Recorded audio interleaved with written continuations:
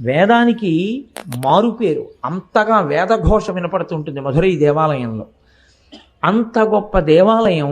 అక్కడ ఉండేటటువంటి అమ్మవారి ఆవిర్భావం మాత్రం ఆవిడ స్వయంభూ క్షేత్రం కాదు, ఒకరు ప్రతిష్ఠ చేసింది కాదు. అమ్మవారు అక్కడికి ఎలా వచ్చింది మరి? మీనాక్షి అమ్మవారు అంటే ఆ ప్రాంతాన్ని మలయధ్వజ పాండ్యన్ అనబడేటటువంటి ఒక రాజుగారు పరిపాలిస్తూ ఉండేవాడు. ఆయనకి సంతానం లేదు. సంతానం లేకపోతే ఋత్విక్కులు నువ్వు హోమం చేయి, యజ్ఞం చేస్తే నీకు ఆ యజ్ఞము యొక్క అనుగ్రహం చేత సంతానమును పొందడానికి ప్రతిబంధకమైన పాపము నివారింపబడి యోగ్యత పొంది సంతానాన్ని పొందుతామన్నారు. ఆయన యజ్ఞం చేశాడు. యజ్ఞం చేస్తే యజ్ఞంలోంచి ఒక ఆడపిల్ల పైకొచ్చి తండ్రి అని పిలిచి ఆయన దగ్గరికి వచ్చింది. ఆయన సంతోషించి ఆ పిల్లని ఎత్తుకున్నాడు. కానీ ఆ పిల్ల పుడుతూనే 3 స్తన్యములతో పుట్టింది. ఆయన చాలా బెంగ పెట్టుకున్నాడు. ఇదేమిటి ఆడపిల్ల ఇంత వికారంగా 3 స్తన్యములతో ఉంటే లోకంలో ఎవరు ఈమెని భార్యగా స్వీకరిస్తారు అని. ఇప్పుడు అశరీరవాణి పలికింది. ఈమె 3 స్తన్యములతో పుట్టడానికి కారణం ఈమెకి భర్త ఎవరో నువ్వు నిర్ణయించలేవు సుమా అని చెప్పడానికి. ఈమె ఏ పురుషుణ్ణి చూసినప్పుడు ఈమె 3 స్తనములలో ఒక స్తనము అదృశ్యమై 2 స్తనములు మిగులుతాయో ఆ పురుషుడే ఈమె భర్త. అమ్మవారు ఏ రూపాన్ని పొందినా, ఏ అవతారాన్ని పొందినా ఆవిడ మాత్రం ఎప్పుడూ పరమశివుడికే ఇల్లాలి. కాబట్టి మలయధ్వజ పాండ్యన్ ఇప్పుడు ఆ పుట్టినటువంటి కూతుర్ని కొడుకుల్లా పెంచాడు. కొడుకులు లేరు కాబట్టి యుద్ధ విద్య నేర్పాడు, విలి విద్య నేర్పాడు, పట్టాభిషేకం చేశాడు. ఆమె రాజ్య పరిపాలన చేసింది. రాజ్య పరిపాలన చేసింది, ఆమెకి వివాహం కాలేదు. చాలా కాలం అయిన తర్వాత ఆ తల్లి ఒకానొకనాడు కైలాసానికి వెళ్ళింది. కైలాసానికి వెడితే పూర్వం యోగశక్తితో వెళ్ళారు. వెళ్ళినటువంటి వాళ్ళు ఎందరో ఉన్నారు మహానుభావులు. అలా వెళ్ళింది ఆ తల్లి. వెడితే అక్కడ 3 స్తనములతో ఉన్నటువంటి అమ్మవారికి పరమశివ దర్శనం అవగానే 2 స్తనములే ఉన్నాయి, ఒక స్తనం అదృశ్యమైంది. కనుక నాకు పరమశివుడే భర్త అని ఆమె పరమశివుణ్ణి ఆహ్వానించి భూమండలం మీదకి తీసుకొచ్చింది. అమ్మవారి అనుగ్రహం వల్ల కదండి సర్వేశ్వరుడు మనకి దక్కింది అసలు. లేకపోతే తనలో తాను రమిస్తూ కూర్చుంటాడు ఎక్కడో. తీసుకొచ్చి అమ్మవారిని కూడా ఆనందింపచేయగలిగిన మోహనాకారము కలిగిన వాడు కాబట్టి సుందరేశ్వరుడు అన్న పేరుతో వచ్చి అక్కడ వెలిశాడు. ఆమె సుందరేశ్వరుడి భార్యగా మీనాక్షి అన్న పేరుతో అమ్మవారు అక్కడ వెలిసింది. వాళ్ళకి ఒక కొడుకు కూడా పుట్టాడు. ఆయన సుబ్రహ్మణ్యుని యొక్క అంశ అంటారు. స్కందాంశలో పుట్టినటువంటి వాడు ఉగ్రపాండ్యన్ అని. ఆయన కొంతకాలం ఆ పాండ్యరాజ్యాన్ని పరిపాలించాడు ద్రవిడ దేశంలో. రామచంద్రమూర్తి ఎలా ఈ భూమండలం మీద కొంతకాలం నడయాడి లవకుశల్ని కొన్నారో అలా మీనాక్షి అమ్మవారు కూడా ఈ భూమండలం మీద పరమశివుడితో కలిసి కొంతకాలం పరిపాలన చేసి ఆ తల్లి ఉగ్రపాండ్యన్ అనేటటువంటి కుమారుణ్ణి కూడా కంది. అంత ప్రఖ్యాతి వహించినటువంటి క్షేత్రం మధురై క్షేత్రం. ఆనాడు ఆ తల్లి వరం ఇచ్చింది, నేను ఇక్కడే ఉండి పరిపాలన చేస్తాను అని. ఆ పరిపాలన చేస్తాను అని తల్లి వరమిచ్చి నిలబడినటువంటి క్షేత్రం మీనాక్షి అమ్మవారు. ఆ తల్లికి మీనాక్షి అని పేరు. మీనాక్షి అంటే చాపల వంటి కన్నులున్న తల్లి అని. పరిపాలకులకు ఒక లక్షణం ఉంటుంది, మీరు కొంచెం జాగ్రత్తగా గమనించండి. మీనాక్షి అమ్మవారిది పరిపాలనాంశ. అందుకని ఆవిడ పరిపాలకురాలుగా ఉంటుంది. అందుకే కళ్ళతో చూస్తూ ఉంటుంది ఎప్పుడు. ఆఫీసర్ గారు ఇలా చూస్తున్నాడు అనుకోండి, ఆయన చూస్తాడేమో అని మనం భయపడతాం. అలా ఆవిడ తన చూపులతో లోకాన్నంతటినీ చూస్తూ ఉంటుంది, పరిపాలన చేస్తూ ఉంటుంది. పరిపాలన చేసేటటువంటి వారికి ఒక లక్షణం ఉంటుంది సాధారణంగా. తమ పట్ల అనుకూలముగా వ్యవహరించినటువంటి వారికి వారు వరములనిస్తారు, దగ్గరికి చేర్చుకుంటారు.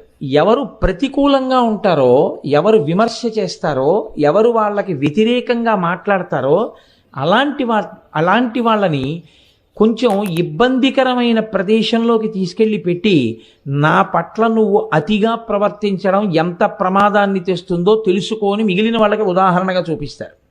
తీసుకెళ్ళి ఏజెన్సీకి ట్రాన్స్ఫర్ చేస్తారనుకోండి ఈ రోజుల్లో అయితే. అది పరిపాలనాంశ. అటువంటి పరిపాలనాంశ కలిగినటువంటి తల్లి మీనాక్షి అని మీరు అనుకుంటే అప్పుడు అమ్మవారి యొక్క పరిపాలన యందు ఒక దోషం సంక్రమిస్తుంది. ఎవరు మీనాక్షి అమ్మవారిని స్తోత్రం చేస్తారో వాళ్ళని బాగా చూస్తుంది. ఎవరు మీనాక్షి అమ్మవారిని కించిత్తైనా వ్యతిరేకంగా మాట్లాడతారో వాళ్ళ మీద కక్ష పెంచుకుంటుంది. ఇప్పుడు అమ్మవారి యందు మాతృత్వం ప్రశ్నింపబడిందా లేదా? శ్రీమాత అన్న నామమే ప్రశ్నింపబడిందా లేదా? ఇప్పుడు ఇటువంటి పరిపాలనాంశ అమ్మవారి యొక్క సమగ్ర స్వరూపానికి ప్రతిబంధకంగా నిలబడిపోయిందా లేదా? మరి ఇప్పుడు ఆ పరిపాలనాంశని ఎలా ఆవిష్కరించడం మీనాక్షి పరిపాలనాంశని అంటే పెద్దలు అంటారు, మీనాక్షి అన్న పేరుతో అమ్మవారు వెలియడానికి కారణం ఏమిటంటే చేపలు తమ పిల్లల్ని అంటే తమ గుడ్లని తాము పొదగవు, తమ పిల్లల్ని తాము పోషించవు. ఆ పిల్లలు తల్లి వంక ఆకలితో చూస్తే స్తన్యం ఇచ్చి పోషించవు. తల్లులు కూడా పిల్లల వంక ప్రేమతో చూస్తాయి, అయ్యో ఆకలిస్తోందా నాన్న అని చూస్తాయి. తల్లి ప్రేమతో చూస్తే చేప పిల్లలకి కడుపు నిండిపోతుంది. చూపులతో పోషించగలిగినటువంటి తత్వం కాబట్టి, చూపులతో ఆవిడ ఇలా చూసి రక్షించగలిగినటువంటి తల్లి కాబట్టి ఆవిడ్ని మీనాక్షి అని పిలుస్తారు. అయితే ఇప్పుడు చూపులతో రక్షించగలిగిన తల్లి బాగుంది, కానీ ఆ చూపులతో రక్షించడం అన్న పరిపాలనాంశలో ఆవిడికి వ్యతిరేకంగా మాట్లాడితే ఇబ్బంది పెడుతుందని మీరు ఇందాక అన్నారు కదా, మరి అది ప్రమాదహేతువు కదా. అంటే ఏం అలా ఉంటే తప్పేమిటని మీరు నన్ను అడగచ్చు. భగవత్ తత్వంలో ఒక గమ్మత్తు ఒకటి ఉంది. భాగవతంలో ధర్మరాజు గారు ఈ విషయాన్ని నారదుడు ధర్మరాజు గారితో మాట్లాడుతూ అంటాడు, కామోత్కంఠత గోపికల్ భయమునన్ కంసుండు వైరక్రియా సామాగ్రించి శుపాల ముఖ్య నృపతులు సంబంధులై వృష్ణులను ప్రేమన్ మీరలు భక్తి మేము ఇది చక్రింగంటి మెట్లైన నుద్ధామ ధ్యాన గరిష్ఠులైన హరిచందన్ వచ్చు ధత్రీశ్వర అంటాడు. భగవంతుడి విషయంలో ఉండే లక్షణం ఏమిటంటే కామోత్కంఠత గోపికల్, కామంతో గోపికలు పొందారు. వైరక్రియా సామాగ్రించి శిశుపాల ముఖ్య నృపతులు, వైరంతో శిశుపాలాదులు పొందారు. కాకపోతే ఆ వైరంతో బతకడం అనేటటువంటిది చాలా అసహ్యంగా ఉంటుంది. భక్తితో అమ్మవారిని చేరడం వేరు, వైరంతో చేరడం వేరు. వైరంతోనైనా భగవన్నామాన్ని తలుచుకోవడం, అమ్మవారు మాత్రం ఏదో ఒక రూపంగా నన్ను తలుచుకుంటున్నాడు కదా అని అనుగ్రహిస్తుంది. అలా అనుగ్రహించింది అనుకోండి, అప్పుడు పరిపాలన యందు వైరం చూసే లక్షణం లేదు, ఎలాగో అలా నన్ను తలుచుకున్నాడు కదా అని కారుణ్యం చూపించే పూర్ణ కారుణ్యమూర్తి అవుతుంది. అప్పుడు ఆవిడికి మామూలు అధికారులందరూ ఎలా అయితే తమకు వ్యతిరేకంగా మాట్లాడితే కోపగించి తమ కింద వారిని ఇబ్బంది పెడుతుంటారో అలా ఇబ్బంది పెట్టేటటువంటి లక్షణం కాకుండా, తనకి వ్యతిరేకంగా మాట్లాడిన వారి పట్ల కూడా ఏదో రకంగా నా పేరు ఎత్తాడు కదరా అంతే చాలని రక్షించే తత్వం ఉంటే అప్పుడు ఆమెది పరిపూర్ణమైన మాతృత్వంతో కూడిన స్వరూపం అవుతుంది. మీరు పట్టుకోగలిగారని నేను అనుకుంటున్నాను. అలా ఆవిడ చూసింది అని మీరు ఏమైనా ఉదాహరణ చెప్పగలరా మీనాక్షి తత్వంలో? అప్పుడు నేను చెప్పిన పరిపాలనాంశ పూర్తవుతుంది. అంటే మధురైలో ఒక సంఘటన చెప్తారు పెద్దలు, యథార్థంగా జరిగిన సంఘటన. బ్రిటిష్ గవర్నమెంట్ మన దేశాన్ని పరిపాలిస్తున్న కాలంలో మధురై ప్రాంతాన్ని రోజ్ పీటర్ అనేటటువంటి ఒక కలెక్టర్ పరిపాలిస్తూ ఉండేవాడు. ఆ రోజ్ పీటర్ సనాతన ధర్మానికి, సనాతన ధర్మంలో అంతర్భాగమైనటువంటి దేవాలయ వ్యవస్థకి వ్యతిరేకం. కాబట్టి ఆయన మధురైలో పరిపాలిస్తున్నాడు కాబట్టి ఆయన ప్రతిరోజు మీనాక్షి అమ్మవారికి వ్యతిరేకంగా మాట్లాడుతుండేవాడు. అమ్మవారిని చాలా నిందతో ప్రస్తావన చేస్తుండేవాడు. కానీ ఆయనకి అదే పని, ఎందుకంటే మధురైలో తెల్లవారితే వేదం వినపడుతుంది, తెల్లవారితే వచ్చే వాళ్ళందరూ మధురై మీనాక్షి అమ్మవారి దేవాలయం కోసం వస్తారు. కాబట్టి ఆయన ప్రతివాడిని పిలుస్తూ ఉండడం, ప్రతివాడితోటి అమ్మవారిని నింద చేసి మాట్లాడుతూ ఉండడం, ఇలా చాలా కాలం జరిగింది. ఈయన పరిపాలకుడా, ఇలాంటి పరిపాలకులను నియమించగలిగిన పరిపాలకురాలు ఆవిడ పరిపాలకురాలు శ్రీ మహారాజ్ఞి.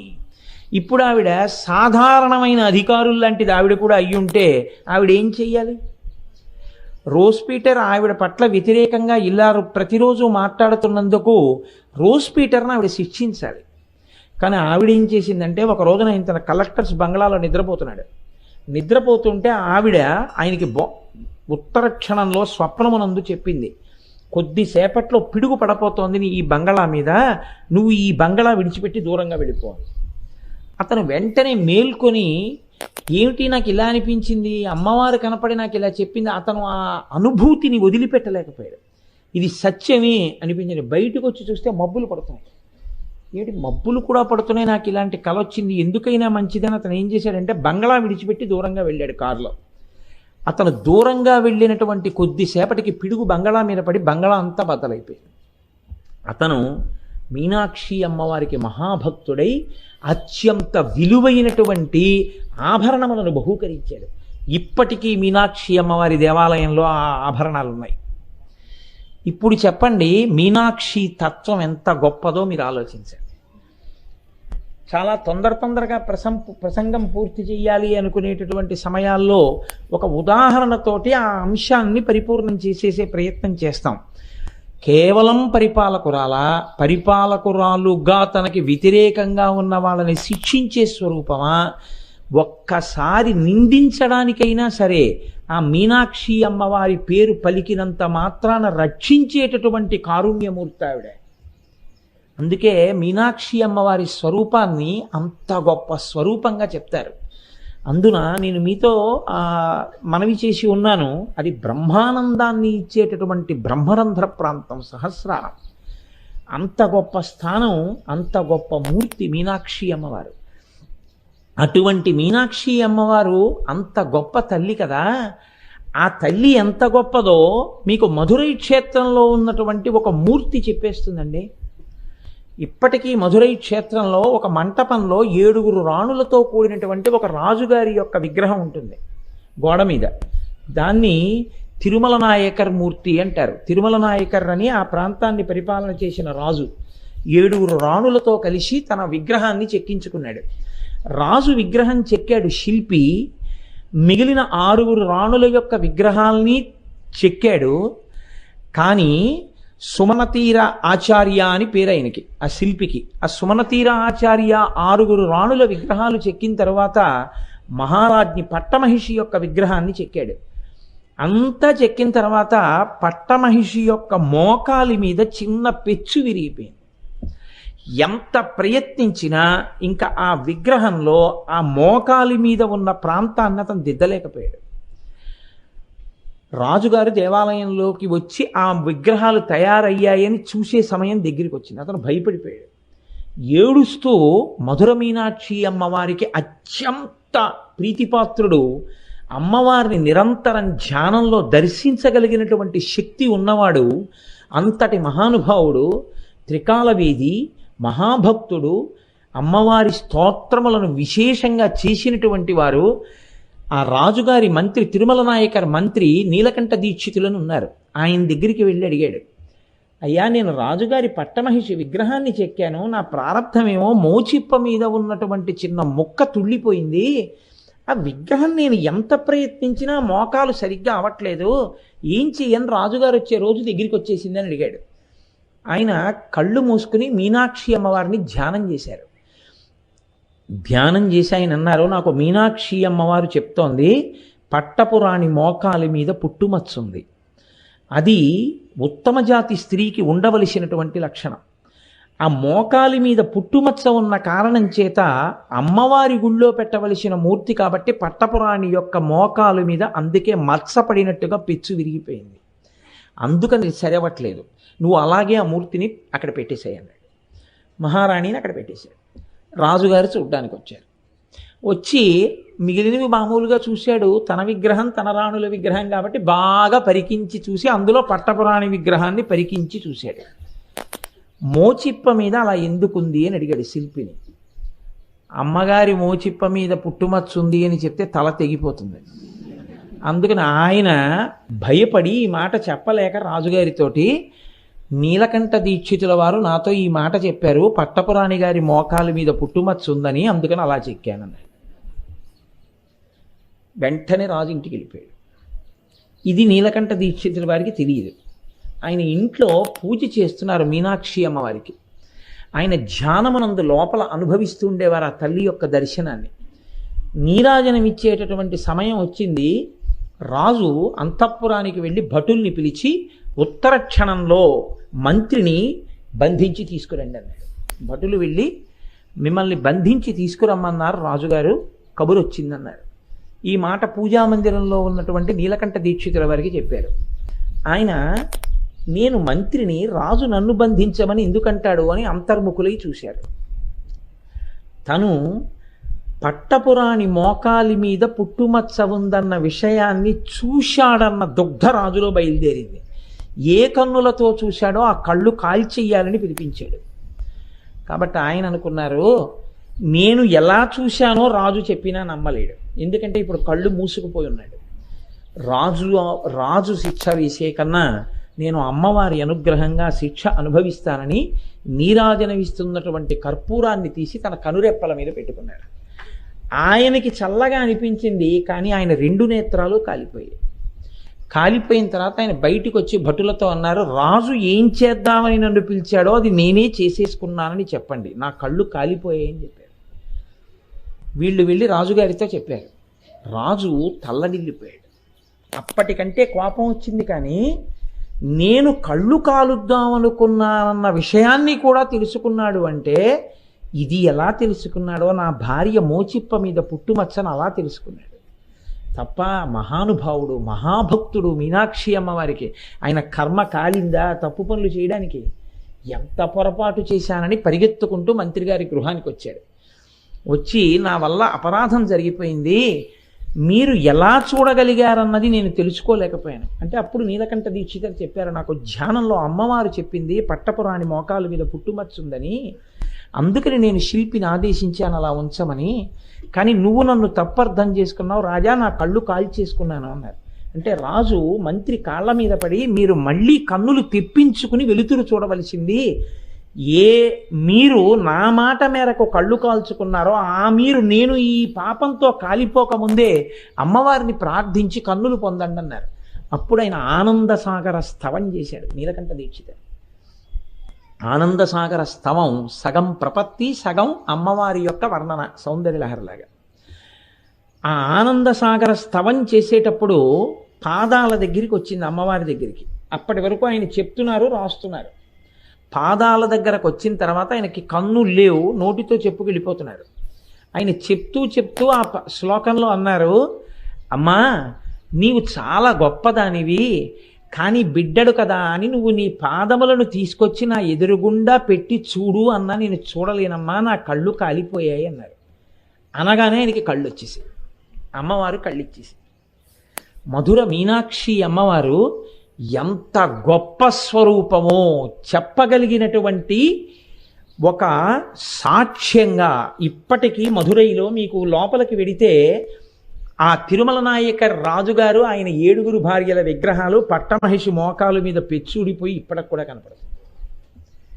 నీలకంఠ దీక్షితారు అంత వైభవాన్ని పొందారు. అమ్మవారి యొక్క గొప్పతనం ఇంత గొప్పదైతే మరి ఎందుకు సౌందర్యలహరిలో లేదండి? అసలు అక్కడ కదా నేను ఎత్తుకున్నాను.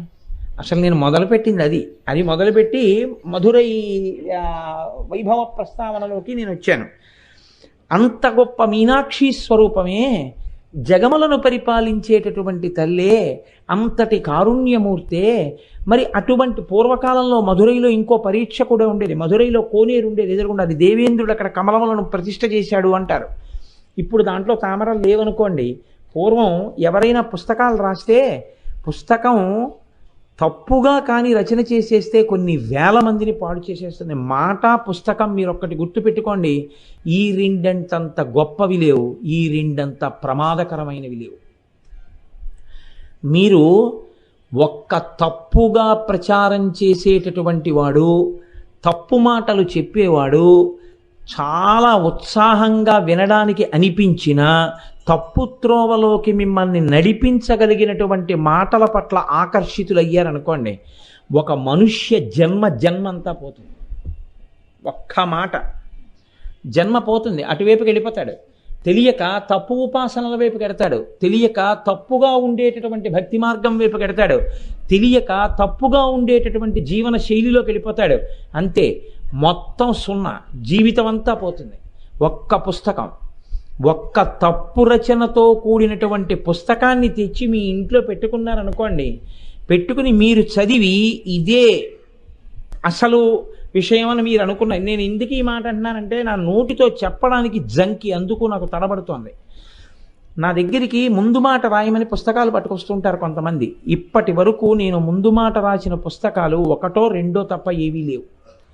నేను ఎందుకు ఈ మాట అంటున్నానో తెలుసా? నేను ప్రాజ్ఞుణ్ణి, నేను పండితుణ్ణి, నాకు అన్నీ తెలుసన్న అహంకారంతో నేను చెప్పట్లేదు.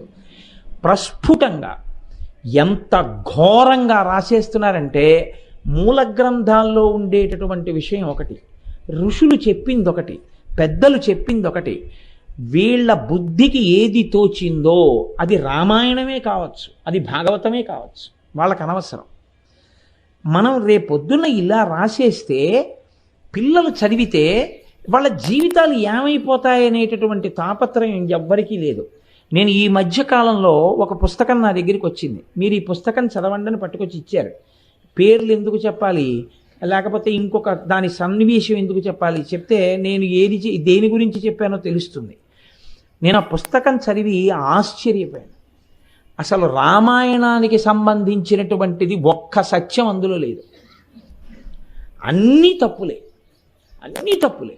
రాముడి గురించి ఎంత దారుణంగా రాసేశారంటే అసలు నోటి వెంట ఎప్పుడు ఏ అశ్లీలమైన మాటలు రాకూడదో అంత అశ్లీలమైనటువంటి మాటలు రామాయణంలో ఉన్న పాత్రలు మాట్లాడుకుంటున్నట్టుగా రాశారు.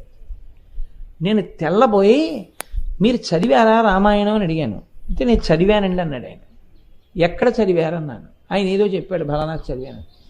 అయ్యా, మీరు పుస్తకం రాయాలని నేను పుస్తకం రాశానన్న కీర్తి కావాలంటే ఎన్ని కుటుంబాలు పడిపోతాయో.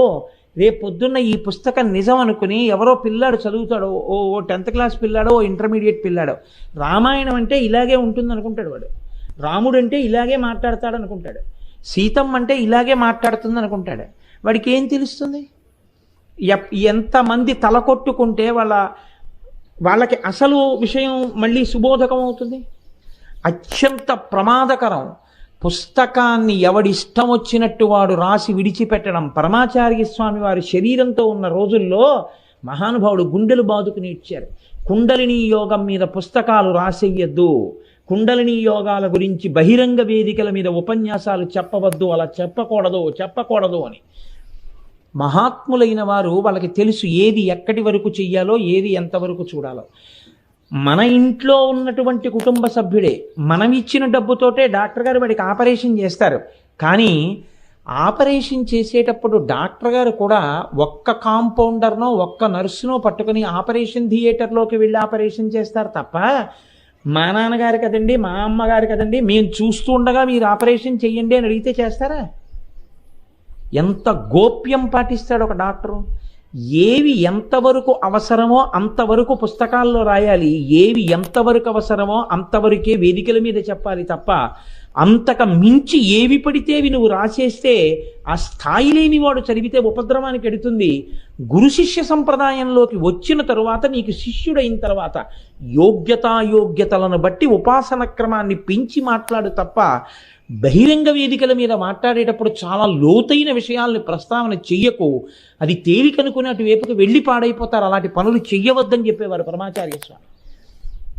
మహాత్ములు అంత విశాల హృదయంతో ఆలోచిస్తారు. అందుకే పూర్వం రాచరికం చేసిన ప్రభువులు పుస్తకాన్ని రచన చేస్తే ఆ పుస్తకాన్ని అందరూ చదవడానికి అది యోగ్యమా కాదా అంటే అది నిర్ణయం అయితే తప్ప ఆ పుస్తకాన్ని అందరూ చదవడానికి వీలుగా దాని ప్రతులు తయారు చేయనిచ్చేవారు కాదు. దానికి పరీక్ష ఏమిటంటే, మధురైలో మీనాక్షి అమ్మవారి దేవాలయానికి తీసుకెళ్లేవారు. సరస్వతి కోనేరు అని అమ్మవారి కోవెల్లో కోనేరు. ఆ కోవెల్లో పుస్తకం పడేసేవారు. పడేస్తే ఆ పుస్తకం లోకానికి పనికొచ్చేదే అయితే పైకి తేలేది. ఆ పుస్తకం కాగితాలు తడవకుండా, తాళపత్ర గ్రంథాలు ఆ రోజుల్లో పైకి తేలేవి. తేలితే పల్లకీలో పెట్టి ఊరేగించి అమ్మవారి పాదాల దగ్గర పెట్టి తీసుకొచ్చేవాడు.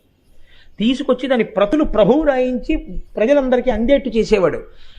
ఆ పుస్తకం నీటిలో మునిగిపోతే రాసినవాడు కూడా ఓ నమస్కారం పెట్టి, బుద్ధిహీనున్నై రాశాను, ఈసారి నా బుద్ధి సరిగా ఉండి మంచి పుస్తకము రాయుదునుగాక అని చెప్పి వెళ్ళిపోయేవాడు. అంత జాగ్రత్త తీసుకుని లోకంలో ఏ విషయం అందాలో నిర్ణయం చేసి సారస్వతాన్ని కాపాడిన తల్లి మీనాక్షి. అంత గొప్ప కోనేరు ఆ కోవెల్లో ఉండేది. అటువంటి మీనాక్షి తత్వం, అంత గొప్ప మీనాక్షి స్వరూపం. మీనాక్షి అంటే ఎప్పటి విషయాలో కాదండి. మీతో నేను ఒక విషయం మనవి చేస్తాను. శృంగగిరి పీఠానికి ఉగ్రనరసింహ భారతీ స్వామి వారిని ఆయన పీఠాధిపత్యం వహించారు. 20వ ఏట సన్యాసం తీసుకుని పీఠాధిపత్యానికి వెళ్ళారు. ఆయన ఎంత ఉగ్రమైన తపస్సు చేశారంటే, ఆయన కొంతకాలం కాయగూర ముక్క తినేవారు. ఆ తర్వాత కాకరకాయ మాత్రమే తిని రోజుకి 20 గంటలు తపస్సు చేశారు. చేస్తే అణిమాది సిద్ధులన్నీ ఆయనకి పాదాక్రాంతం అయ్యాయి. అంతటి మహానుభావుడైనటువంటి ఉగ్రనరసింహ భారతి ఒకసారి మధురై క్షేత్రానికి వచ్చారు దర్శనానికి. ఆయన అర్చకుల వంక చూసి, నేను మీనాక్షి అమ్మవారిని అర్చన చేస్తాను, లోపలికి వచ్చన్నారు. అంటే అర్చకులు అన్నారు, మేము చెయ్యాలి తప్ప మీరు లోపలికి రావడానికి వీల్లేదన్నారు. అంటే ఆయన ఒక శిష్యుణ్ణి పిలిచి ఓ కొబ్బరికాయ ఇమ్మన్నారు. అని చేత్తో కొబ్బరికాయ పట్టుకుని ఆయన మంత్రాలు జపం చేశారు. చేస్తే అమ్మవారిలో ఉండేటటువంటి జీవకళలన్నీ కొబ్బరికాయలోకి వెళ్ళిపోయాయి. ఆయన ఆ కొబ్బరికాయ పట్టుకుని తను విడిదికి వెళ్ళిపోయారు. వెళ్ళిపోయి ఆ కొబ్బరికాయని తీసుకెళ్ళి ఆసనం మీద పెట్టి పూజ చేస్తున్నారు. అర్చకులు లోపలికి వెళ్ళి అమ్మవారి మూర్తి వంక చూశారు. జీవకళ నశించిపోయి అమ్మవారు వెలవెలపోయింది మూర్తి.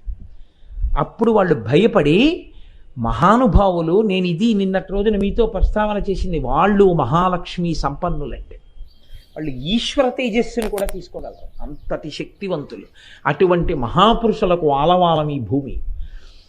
ఆయన విడిదికి వెళ్ళి ప్రార్థన చేశారు, అయ్యా మా బుద్ధి గడ్డి తిని మిమ్మల్ని లోపలికి రావద్దన్నాం, మీరు వచ్చి లోపల అమ్మవారిని పూజ చెయ్యండి, కానీ మా యందు అనుగ్రహించి మీరు మళ్ళీ వచ్చి అమ్మవారిలోకి ఆ కళని ప్రవేశపెట్టేసేయండి అని అడిగారు. ఉగ్రనరసింహభారతి అంతటి దయామయుడు కనుక ఆయన మళ్ళీ దేవాలయంలోకి వెళ్ళి కొబ్బరికాయలోకి తీసేసినటువంటి కళల్ని అమ్మవారిలోకి ప్రవేశపెట్టేశారు. అంతటి మహానుభావుడు. ఇంతమందితో అనుబంధం ఉన్నటువంటి క్షేత్రం ఆ మధురై. నేను ఇలా వ్యక్తుల గురించిన విషయాలతో కూడినటువంటి సమాహారాన్ని మీ ముందు విజ్ఞాపన చేస్తూ వెడితే దానికి ఎంతటికీ అంతు దొరకదు. నేను ఏ ప్రశ్నతో మొదలెట్టానో దాన్ని నేను స్పృశించలేదు ఇప్పటికీ కదా. నేను ఎందుకు లేదు లలితా సహస్రంలో మీనాక్షి దగ్గర ఎత్తుకున్నాను. నేను అన్నానా ఎందుకు లేదో? నేను ఇప్పటివరకు అనలేదు. ఏ కారణం చేత లలితా సహస్రనామ స్తోత్రంలో ఈ నామం లేదు, లేకపోతే ఈ నామానికి తుల్యమైన నామం ఒకటి మాత్రం ఉంది, వక్త్రలక్ష్మీ పరివాహ చలన్మీ నాభలోచన. అలా ఎందుకు? కామాక్షి దగ్గర నుంచి శారదా వరకు అనేక నామాలు చెప్పిన వారు మీనాక్షి నామాన్ని వక్త్రలక్ష్మీ పరివాహ చలన్మీ నాభలోచన అని ఎందుకు అనాలి? అంటే అమ్మవారి ముఖమనేటటువంటి దీప్తి కాంతి సరోవరంలో అమ్మవారి రెండు కన్నులు రెండు చేప పిల్లలలా ఉన్నాయి. అంటే మీనాక్షియేగా చేపలంటే. అలా అని బదులు మీనాక్షి అని 3 అక్షరాలతో అంటే పోతుందిగా. మీనాక్షికి అంత పెద్ద సమాసం వేసి పిలవడం ఎందుకు? అలా పిలిచి అసలు మీనాక్షి అన్న పేరు వదిలేయడం ఎందుకు? అప్పుడు ఎవరైనా తెలుసుకోలేకపోతే అయ్యో మీనాక్షి నామం లేదు, మీనాక్షి నామం లేదని బెంగెట్టుకోరు. అలా ఎందుకు వదిలేశాడు వ్యాస భగవానుడు? పోని శంకరాచార్యులు వారి సౌందర్యలహరిలో ఆయన ఎక్కడ ప్రత్యక్షంగా మీనాక్షి అనలేదు, ఆయన పరోక్షంగా ప్రస్తావన చేశారు. ఎందుకు అనలేదు ఇద్దరూ కూడా? ఇద్దరు తిన్నగా మీనాక్షి అని ఎందుకు పిలవలేదు? మీరు ఊహించగలరా? దాని వెనక ఒక పరమ పవిత్రమైనటువంటి లక్షణం ఒకటి ఉంది. మీరు గమనించండి, గోపాలకృష్ణ గారు ఎన్నో మార్లు ప్రతిరోజు నేను వచ్చే ముందు మాట్లాడతారు. నాతో నిన్ను మాట్లాడుతూ కోటేశ్వరరావు రేపు ఇంకో 50 టోకెన్లు ఇమ్మన్నారని అనడం మీరు ఎప్పుడైనా విన్నారా? కోటేశ్వరరావు గారు 50 టోకెన్లు ఎక్కువ ఇమ్మన్నారు అని ఆయన ఎప్పుడైనా నా పేరుతో మాట్లాడారా? ఆయన నా పేరుతో మాట్లాడరు ఎప్పుడు. ఎందుకు? నేను నా పేరు లేదా? నన్ను పేరుతో పిలిచేవాళ్ళు లేరా? ఎందరో ఉన్నారు. నేను ఆఫీస్కి వెడితే కోటేశ్వరరావు అని పిలుస్తారు నన్ను. ఎందరో నాకు కనబడితే కోటేశ్వరరావు బాగున్నారా అండి అని అడుగుతారు. మరి గోపాలకృష్ణ గారు ఎందుకంటారు నన్ను కోటేశ్వరరావు చెప్పారని? కోటేశ్వరరావు చెప్పారండి 50 పాసులు ఎక్కువ ఇస్తున్నాం, లేకపోతే కోటేశ్వరరావు ఇంకా రాలేదేమిటి అనొచ్చు కదా. కోటేశ్వరరావు గారిని వేదిక మీదకి రావాల్సిందిగా కోరుతున్నాను అనొచ్చు కదా. అలా అంటే అందులో ఏమైనా తప్పు ఉందండి? ఏమీ లేదు. కానీ ఆయన అనరు. ఎప్పుడైనా అలా అన్న సన్నివేశం ఉందా ఆయన నోటి వెంట? లేదు. ఎందుకు ఉండదో తెలుసా? ఆయన హృదయాంతరాళముల యందు నా పట్ల ఏర్పడిపోయిన భక్తికి పరాకాష్ఠ నా పేరు ఉచ్చరించారు. గురువుగారు అంటారు అంతే. నేను గురువుగారిని వేదిక మీదకి రావాల్సిందిగా ఆయన పాదములు పట్టి ప్రార్థన చేస్తున్నానంటారు. గురువుగారు నన్ను దెబ్బలాడారు, ఇంకో 50 టోకెన్లు ఇమ్మన్నారంటారు. ఎవరు మీ గురువుగారు? పేరు చెప్పండి మాకు తెలుస్తుంది కదా అని మీరు ఎప్పుడైనా అడిగారా? మీరు అడగరు. మీరు అడగరు. ఆయన నా పేరు ఉచ్చరించారు. ఎందుకు ఉచ్చరించారు? అంటే ఆయనకి ఏర్పడిపోయిన భక్తి చేత ఆయనకి నన్ను పేరుతో పిలిస్తే నా పట్ల ఏదో అపచారం చేసినంత భావన ఉంటుంది. ఇది ఎక్కడి వరకు వెళ్ళిపోతుందో తెలుసా అండి? ఎవరైనా ఒకవేళ ఇంకా కొన్నాళ్ళు ఆయన ఇలాగే నా మీద ఆరాధన పెంచేసుకున్నారనుకోండి, ఎవరైనా వచ్చి కోటేశ్వరరావు కనబడ్డారండి వస్తున్నానని చెప్పమన్నారు, మీతోటి కోటేశ్వరరావు వస్తున్నారేంటి? గురువుగారు వస్తున్నారని చెప్పలేవా అంటే మనసులో అంత బాధ కలుగుతుంది. అంటే అది ఎక్కడి నుంచి వస్తుందంటే ప్రీతి, పెంచుకున్నటువంటి ప్రీతి, పెంచుకున్నటువంటి భక్తి, అపారమైనటువంటి ప్రేమ పొంగిపోతే అరే రే ఆయన్ని మనం కోటేశ్వరరావు అండమా అంటే కోటేశ్వరరావు గారు గొప్పవాడా, కోటేశ్వరరావు ఆయన గుండెల్లో గొప్పవాడా? ఆయన గుండెల్లో కోటేశ్వరరావు గొప్పవాడు కాబట్టి కోటేశ్వరరావు అన్న పేరు పోయింది. ఆ గుండెల్లో పోయి ఏదయింది? గురువుగారు అయింది. ఎక్కడెక్కడ మీరు ఎదిగిపోతారో అక్కడక్కడ పేరు పోతుంది. భార్య భర్తని ఎప్పుడైనా పేరు పెట్టి పిలుస్తుందా? వాళ్ళిద్దరూ ఒక్కటే కదా, ఏమండి అని ఎందుకు పిలుస్తుంది? ఒక గౌరవం, అపారమైన గౌరవం. నేను ఆయన పేరు చెప్పడమా? భర్త పేరు కానీ, కొడుకు తండ్రి పేరు కానీ, శిష్యుడు గురువు పేరు కానీ ఎప్పుడు ఉచ్చరించారు. అది లోకంలో మర్యాద. పరమాచార్య ఒకానొక సందర్భంలో ఇది జరిగింది. పరమాచార్యుల వారి యొక్క సన్నిధానంలో ఒక పిల్లవాడిని మీ నాన్నగారి పేరు ఏమిటని అడిగారు ఎవరో. వెంటనే పరమాచార్య అన్నారు, తప్పు, అలా అనకూడదు. ఏమన్నారు? తండ్రి పేరు కొడుకు చెప్పకూడదు, ఇప్పుడు నాన్నగారనే అనాలి, మా నాన్నగారు అనాలి అంతే.